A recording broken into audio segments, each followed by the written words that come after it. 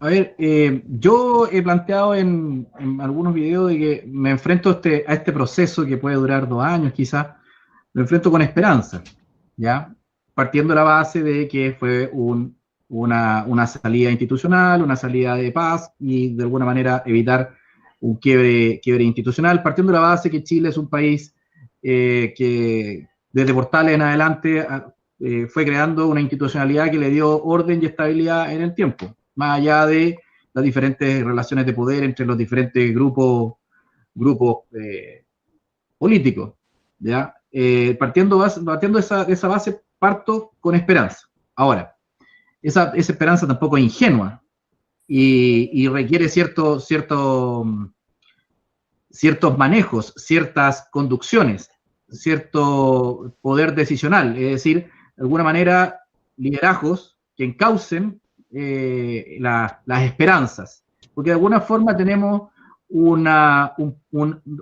masa, en realidad todavía no, aquí en Chile creo que el concepto pueblo ha costado mucho que cuaje, en el sentido que por lo menos en los últimos 40 años se ven más masas que pueblo, masas inorgánicas que pueblo. El pueblo en Chile emerge principalmente como grupo político a principios del siglo XX,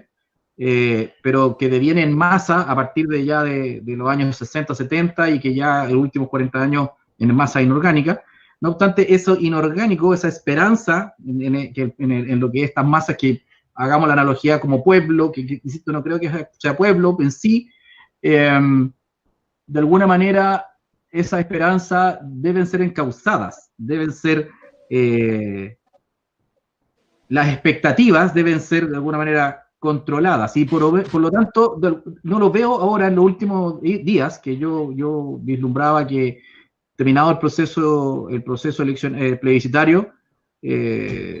surgieran liderazgos en la clase política más sensata, surgieran visiones más sensatas que estuvieran llamando a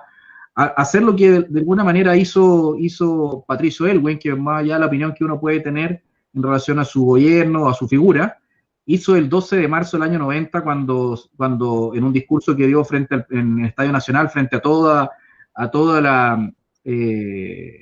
a todo un tremendo público, obviamente feliz y adherente por la victoria y por el ascenso al poder de la figura de Patricio Aylwin y la democracia, etcétera, donde dice claramente que frenó las expectativas que habían de cambio de lo que se venía, la alegría ya viene, que la campaña política fue muy optimista, muy esperanzadora para lo que se venía, más allá de la opinión que uno puede tener. Y de alguna manera Aylwin puso paños fríos. No he visto eso, y eso fue al día siguiente de que él toma el poder, en el sentido de que el traspaso por él del 11 de marzo del 90, al día siguiente él pone paños fríos. Y esos paños fríos no lo he visto, ya llevamos 4 días y no veo paños fríos, o sea, veo una campaña electoral y lo político contingente que obviamente debe venir por un tema electoral que se viene en abril, o sea, están los tiempos encima y hay que definir listas, uniones, alianzas, etcétera, pero no estoy viendo la sensatez. Ahora, esa carencia de sensatez, perdón, me preocupa porque dentro de la esperanza que yo cifraba estaba en eso. Espero que surja. ¿Por qué? Porque si no, esa sensatez, como bien planteaba Pablo, se fundamenta en decir la constitución para un país muy institucional como es Chile es necesaria, pero no solamente como un texto escrito, sino que es en realidad es una recuperación de la confianza que genera la legitimidad de toda la estructura política que emana de esa constitución. En realidad esto es una recuperación de confianza, una posibilidad, una oportunidad para que las masas, el pueblo, la nación, recuperen la confianza en estas instituciones que esa confianza muy venía abajo. Cuando no existe esa confianza, obviamente que el tejido social se va carcomiendo, y ahí uno puede obviamente buscar diferentes causas, el tema que plantea, por ejemplo, Pablo, el tema de Occidente, el tema, qué sé yo, la posmodernidad, lo que podemos buscar como causas de esa anomia política, y esta es una oportunidad de recuperar confianza en las instituciones para nuevamente generar cohesión social basada en la identidad nacional. Es decir, generar cohesión social, pero fundamentada en un concepto como es la nación. Ahora, ¿quién debe tomar esa posta? ¿Quién debe tomar esa oportunidad de forjar nación? Creo que son los grupos nacionalistas, y por lo tanto veo una oportunidad de que al volver la política después de un largo tiempo de anomia política, es la oportunidad para que grupos nacionalistas puedan recuperar el pensamiento nacional, puedan plasmar las ideas nacionalistas, los valores nacionalistas, como tú bien decías, Jesús, de estos 4 nacionalismos que hemos visto en la historia de Chile, que yo lo he ido desarrollando en algunos videos, ese nuevo nacionalismo, perdón, del siglo XXI, como oposición a lo que podría ser el socialismo del siglo XXI, que como bien decía Pablo, rápidamente fue diluido.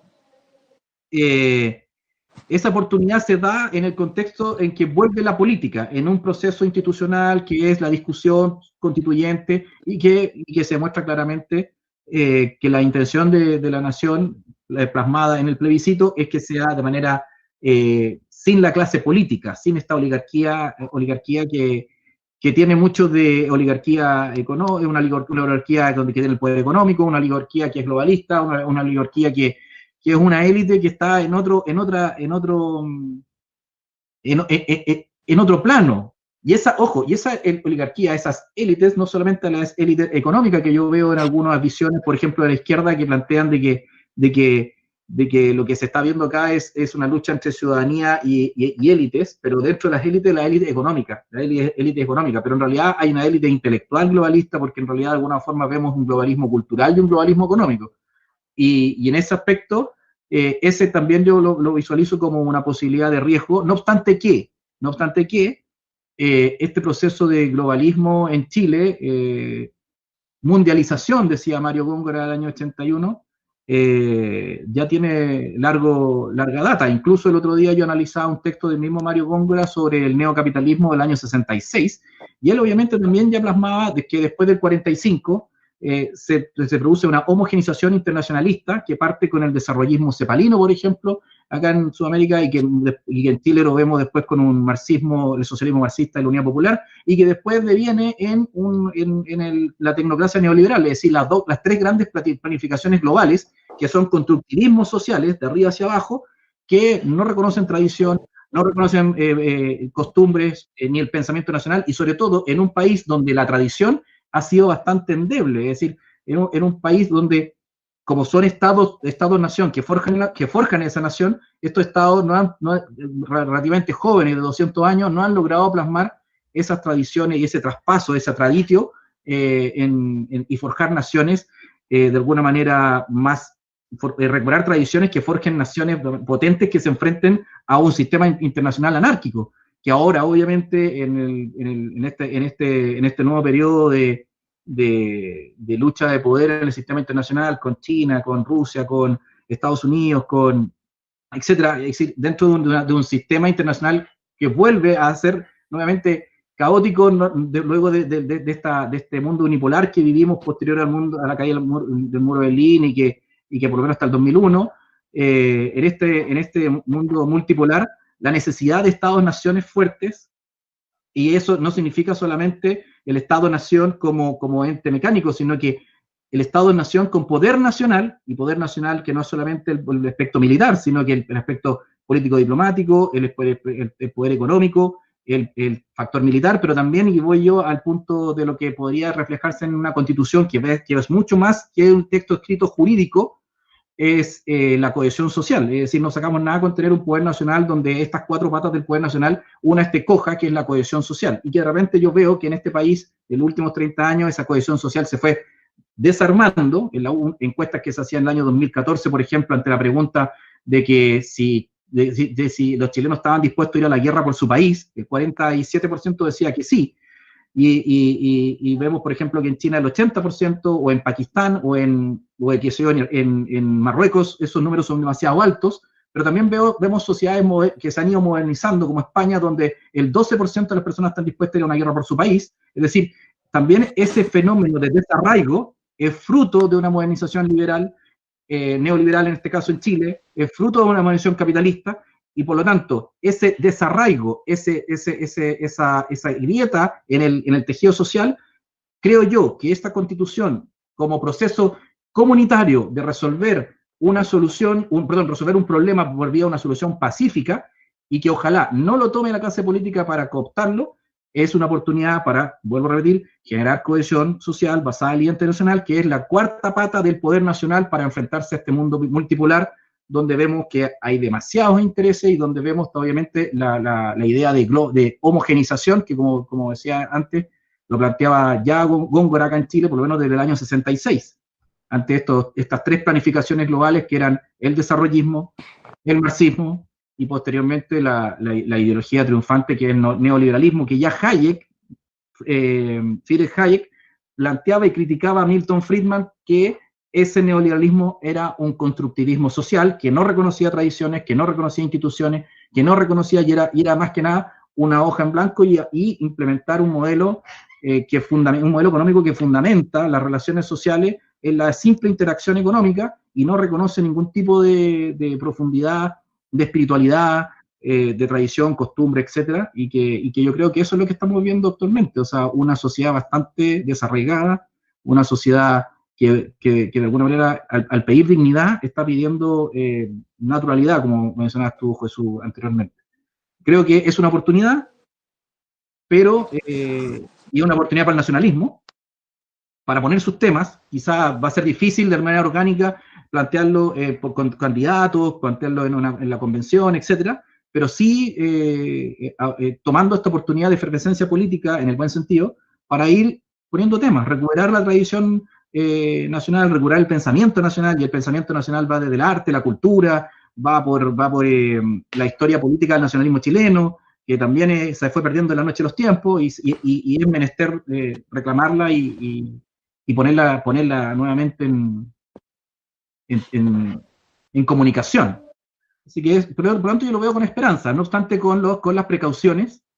sobre todo del ámbito internacional, pero también de las precauciones de la sociedad de masa, frente a eso principalmente. O sea, las sociedades de masa neoliberales que en realidad generan esa anomia. Alienadas y cosificadas. Es que generan esa anomia, y eso es lo que me preocupa, por ejemplo, con el resultado donde el 50% se quedó afuera. El 50% de las personas no participaron. O sea, de un padrón de 15 millones de personas, el 50% se quedó fuera. 7.5 millones no está participando en una decisión, quizá en el plebiscito más importante de la historia política de Chile.